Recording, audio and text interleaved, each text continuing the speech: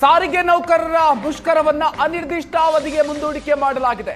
ಸಾರಿಗೆ ನೌಕರರ ಜಂಟಿ ಕ್ರಿಯಾ ಸಮಿತಿ ಈ ಬಗ್ಗೆ ನಿರ್ಧಾರವನ್ನು ತೆಗೆದುಕೊಂಡಿದೆ. ಹೈಕೋರ್ಟ್ ತರಾಟೆಗೆ ತೆಗೆದುಕೊಳ್ತು. ಅದರ ಬೆನ್ನಲ್ಲೇ ಮುಷ್ಕರವನ್ನ ಮುಂದೂಡಿಕೆ ಮಾಡಲಾಗಿದೆ. ನಿನ್ನೆ ಹೈಕೋರ್ಟ್ ಸೂಚನೆಯನ್ನ ಕೊಟ್ಟಿದ್ರು ಕೂಡ ಇವತ್ತು ಪ್ರತಿಭಟನೆಯನ್ನ ಮುಷ್ಕರವನ್ನ ನಡೆಸಲಾಗಿತ್ತು. ಅನಂತ ಸುಬ್ರಹ್ಮಣ್ಯ ಇದ್ದಾರೆ, ನಾನು ಅವ್ರನ್ನೇ ಮಾತನಾಡಿಸ್ತಾ ಹೋಗ್ತೀನಿ. ಸರ್, ಈಗ ಆಲ್ರೆಡಿ ಕೋರ್ಟ್ ಆದೇಶವನ್ನ ಮಾಡಿದೆ, ಸಾರಿಗೆ ಏನು ಮುಷ್ಕರವನ್ನ ಕರೆದಿದ್ರಿ ಅದನ್ನ ಮುಂದೂಡಬೇಕು ಅಂತ ಹೇಳಿ. ನೀವು ಮುಂದೂಡ್ತೀರಾ? ಆಗಲ್ಲ, ಮುಂದೂಡ್ಬಿಟ್ಟಿದ್ವಿ.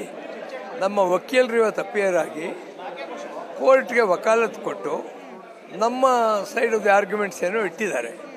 ಕೋರ್ಟ್ ಏನು ಹೇಳಿದೆ, ನೆಕ್ಸ್ಟ್ ಹಿಯರಿಂಗ್ವರೆಗೆ ನೀವು ಸಸ್ಪೆಂಡ್ ಮಾಡಿ. ಆದ್ದರಿಂದ ನಾವು ಸಸ್ಪೆಂಡ್ ಮಾಡಿದ್ವಿ ಸ್ಟ್ರೈಕ್ನ.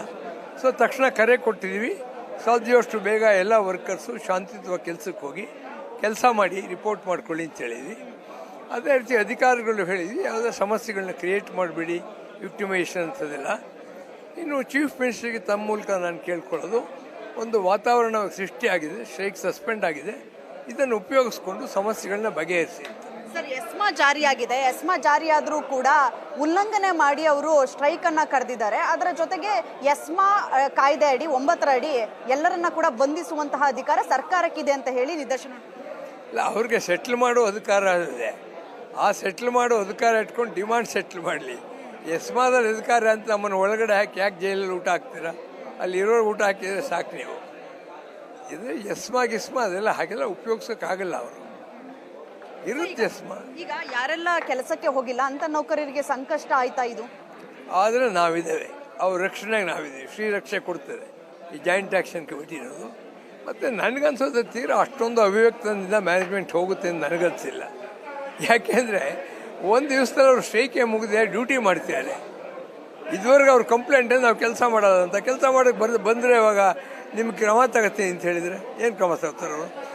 ಸರ್, ನಿಮಗೆ ನಿನ್ನೆಯೇ ಅರ್ಜಿ ತಲುಪಿತ್ತು, ನೋಟಿಸ್ ನಿಮ್ಮ ಕೈಗೆ ತಲುಪಿತ್ತು, ಆದರೂ ಕೂಡ ಯಾಕೆ ಅವರು ಮುಷ್ಕರವನ್ನು ಮುಂದುವರಿಸಿದ್ರು ಅನ್ನುವಂಥ ವಾದ ಕೂಡ ಕೋರ್ಟಲ್ಲಿ ನಡೆಯಿತು. ಕೋರ್ಟಿಗೆ ಜವಾಬು ಕೊಟ್ಟಿದ್ದಾರೆ.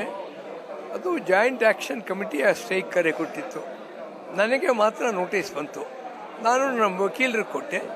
ನಂತರ ಜಾಯಿಂಟ್ ಆ್ಯಕ್ಷನ್ ಕಮಿಟಿಗೆ ಹೇಳಿದೆ.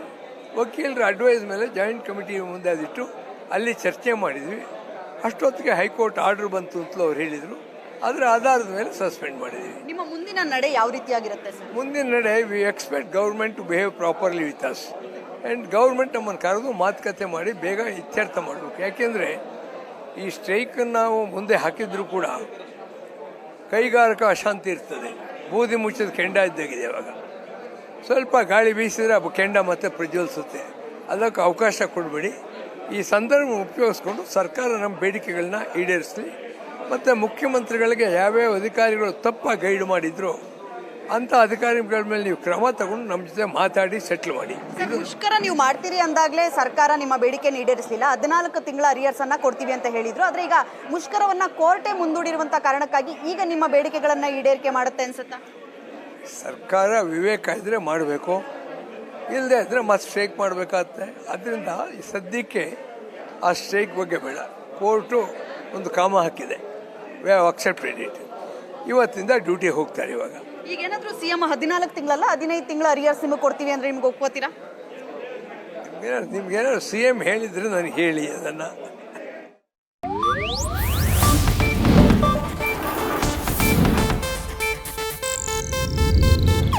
ಇದು ಏಷ್ಯಾನೆಟ್ ನ್ಯೂಸ್ ನೆಟ್ವರ್ಕ್ ಪ್ರಸ್ತುತಿ.